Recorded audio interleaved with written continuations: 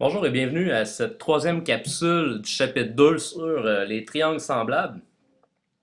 Capsule qui sera très courte puisque nous avons déjà travaillé en classe passablement sur les trois cas de similitude et nous travaillons aussi sur ces cas en informatique. Donc, euh, allons à l'essentiel. Ce que vous devez retenir de tout ce travail, d'accord, c'est que si j'ai deux triangles, OK, qui ont deux paires d'angles correspondants congruents, comme c'est le cas ici. On a deux triangles, 30 degrés, 30 degrés, 20 degrés, 20 degrés. Alors, automatiquement, ces deux triangles seront semblables, d'accord? Donc, seront proportionnels. Maintenant, si j'avais les trois angles, ben, ça serait la même chose. De toute façon, je les ai déjà. 180 moins 50, 130, je suis sûr que le troisième angle est de 130. Donc, si j'ai deux triangles qui ont deux paires d'angles correspondants congruents, alors je sais que ces deux triangles sont nécessairement semblables. Et si on me donne deux angles et qu'on me dit construis un triangle à partir de ces deux angles-là, ben, je suis sûr que les différents triangles que je peux construire à partir des deux angles seront tous proportionnels, c'est-à-dire semblables.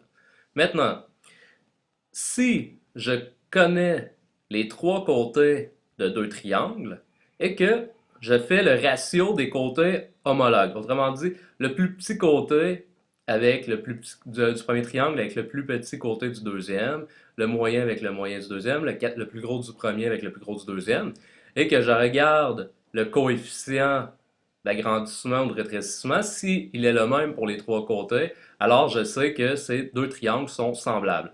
Exemple ici, 2 fois 2, 4, 3 fois 2, 6 et 4 fois 2, 8. Donc, je sais que ces deux triangles-là sont semblables.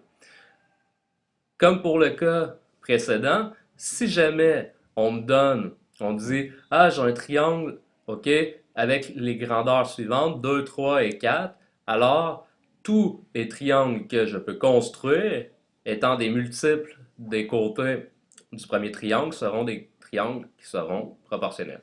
Maintenant, dernier cas, j'ai un côté, un angle et un côté, le tout dans l'ordre. Dit d'une autre façon, j'ai deux côtés et j'ai l'angle qui est adjacent à ces deux côtés dans deux triangles. Alors, je sais que ces deux triangles sont proportionnels. L'exemple ici, j'ai le premier triangle, deux côtés de longueur 1 avec un angle de 40 entre les deux.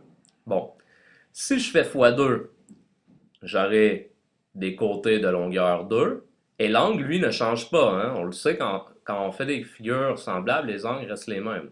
Et donc, j'ai 2, 2 et l'angle de 40 entre les deux. Je sais que ces deux triangles-là sont proportionnels.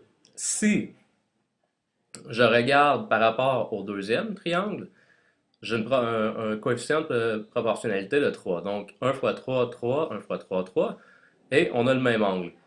Ces deux triangles ne sont pas proportionnels pour la simple raison que l'angle connu ne se retrouve pas à la même place. Ici, il est entre les deux côtés adjacents et ici, il est opposé à un des côtés.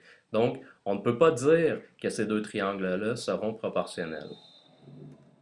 Et donc, pour résumer, pour affirmer que deux triangles sont semblables, je dois avoir deux angles congruents, deux paires d'angles congruents, trois côtés qui, quand je prends les côtés correspondants, me donnent le même coefficient de proportionnalité, ou un angle entre deux côtés proportionnels.